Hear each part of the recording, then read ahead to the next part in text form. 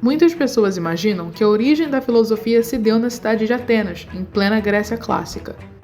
Dessa forma, é compreensível que associemos a filosofia ao imaginário greco-clássico, no qual despontam os velhos templos, os deuses olímpicos e a paisagem rochosa que marca o litoral do mar Mediterrâneo. Também é comum que gregos em destaque, como Eurípides, Péricles, Sócrates e Platão, surjam em nossos pensamentos quando relacionamos a filosofia à Grécia Antiga. Ou não também, né? A gente tá aqui pra falar disso, então relaxa. Eu não conheço nenhum desses caras. Mal sei onde fica a Grécia. E, antes de mais nada, eu preciso apresentar a vocês esse maluco aqui. Ele é o Bonequinho, e ele vai ser o seu mais novo amiguinho.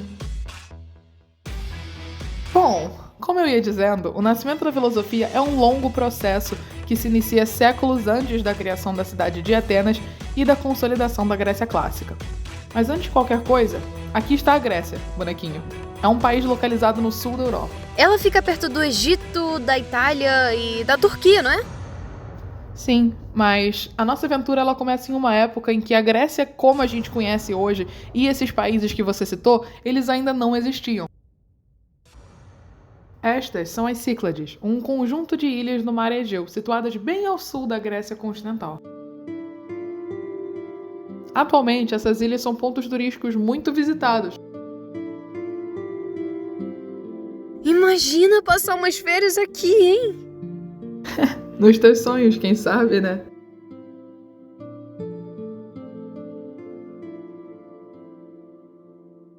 Mas no passado, no lugar desses vilarejos paradisíacos e desses cruzeiros turísticos, despontava nessas ilhas um cenário bem diferente. Gente, pelo amor de Deus! Ei! O que é isso? Vamos dar início a uma viagem, boneco. Voltar cerca de 3.500 anos no tempo. Onde estamos? Estamos em Dakóftis, na ilha de Mykonos. Que construção é essa? A gente está sobrevoando um dos primeiros assentamentos das Cíclades. Esse é amontoado de muro e pedra? Os paraísos turísticos evoluíram, né? Um monte de muro cercado de pedra. Prefiro os paraísos turísticos dos dias atuais. Essas construções são os primórdios da civilização grega. Povos que migraram da Ásia Menor e da Grécia continental começaram a habitar essas ilhas antes mesmo do surgimento da Idade do Bronze. Idade do Bronze? Cadê o bronze, produção? A Idade do Bronze é um período da história humana em que diversos povos começaram a forjar e comercializar objetos feitos de bronze, uma liga metálica composta de cobre e de estanho. Nas Cíclades, antes mesmo da Idade do Bronze, os habitantes criavam ferramentas de cobre, osso, sílex e obsidiana. Eles também dominavam a cerâmica e construíam estatuetas antropomórficas de mármore, que ao longo da história se tornaram uma marca registrada da cultura cicládica. Com o passar dos anos, eles aprimoraram suas práticas de cultivo e criação de animais, assim permitindo a formação de cidades. O relevo grego ele é composto majoritariamente por ilhas, e ilhas montanhosas, ilhas vulcânicas, e nós temos também a ocorrência de planaltos na área continental. As cidades gregas elas se instalam basicamente em áreas de planícies litorâneas. Por sua localização, as Cíclades foram beneficiadas pelo intenso comércio no Mediterrâneo, que também possibilitou um intenso intercâmbio cultural com outros povos. E por que elas se chamam Ilhas Cíclades? Cíclades, em grego, quer dizer circular. As ilhas formam um círculo em torno da ilha de Delos, local onde, segundo as lendas, teriam nascido os deuses Apolo e Artêmios.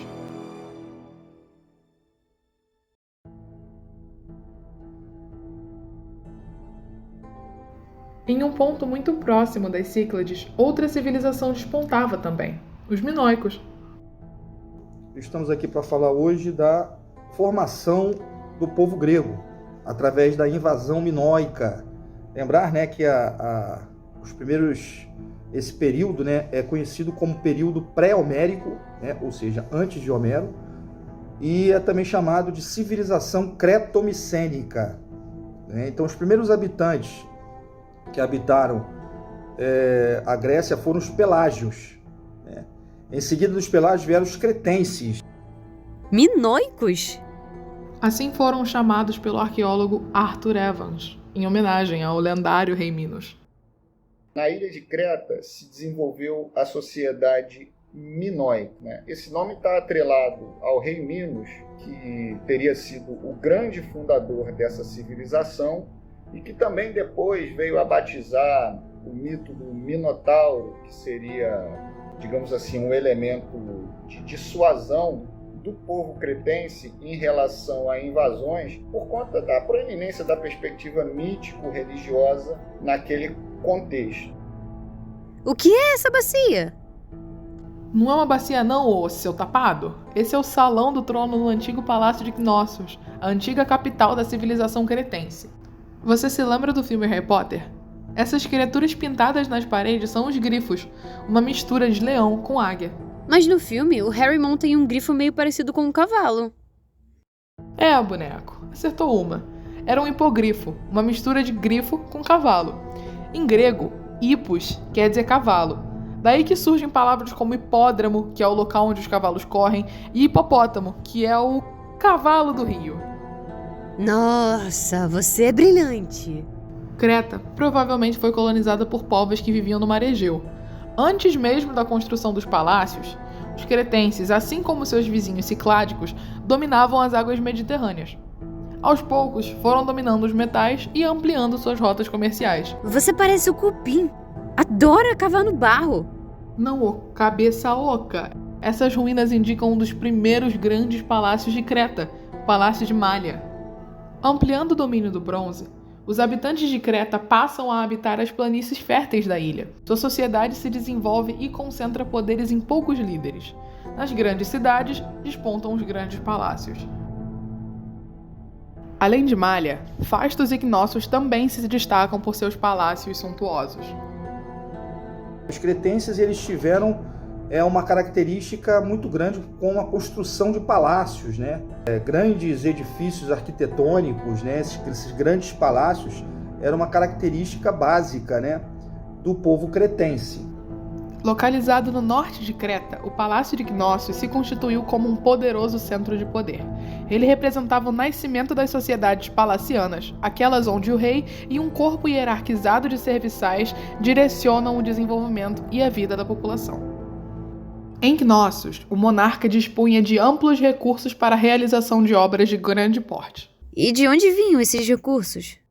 Na era dos grandes palácios, Creta acumulava riquezas oriundas da produção de cereais, vinhos, azeites e de artefatos diversos.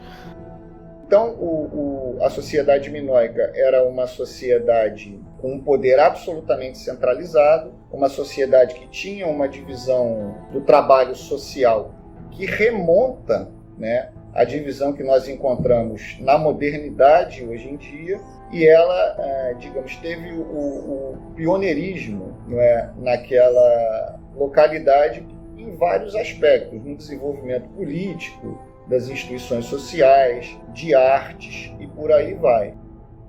Dominando o mar Mediterrâneo da Espanha à Anatólia, os cretenses exportavam e importavam todo tipo de mercadoria da época.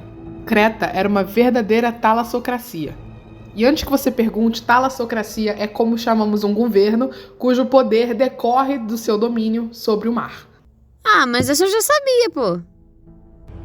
Do ponto de vista da formação do solo grego, essa formação geológica proporcionou solos muito curtos, pouco espessos, o que faz com que a vegetação que vai se instalar nesse espaço seja uma vegetação que precisa se adaptar também a essa espessura de solo. O clima grego é um clima mediterrâneo. As características do clima mediterrâneo são basicamente verões quentes e secos e invernos frios e úmidos. Importante entender que esse verão e esse inverno não possuem uma grande distância do ponto de vista da temperatura. A vegetação do clima mediterrâneo ela está muito mais associada a uma adaptação do ponto de vista da disponibilidade de umidade do que da variação de temperatura. Isso, associado às características de solo, vai fazer com que a vegetação desse espaço seja uma vegetação composta basicamente por plantas de pequeno porte e algumas plantas de médio porte e de alto porte. Essas dificuldades agrícolas, essas dificuldades de vencer o relevo, essa dificuldade de acesso a recursos no continente faz com que essa sociedade tenha sido empurrada basicamente para o grande recurso disponível, o mar. A economia grega, seja nos tempos antigos, seja hoje, ela está associada, sobretudo, à vivência desse mar, seja através de um comércio feito entre as suas ilhas, seja através da atividade da pesca e da extração de recursos. O mar é a principal atração do ponto de vista econômico desse espaço, seja na Grécia Antiga, seja hoje.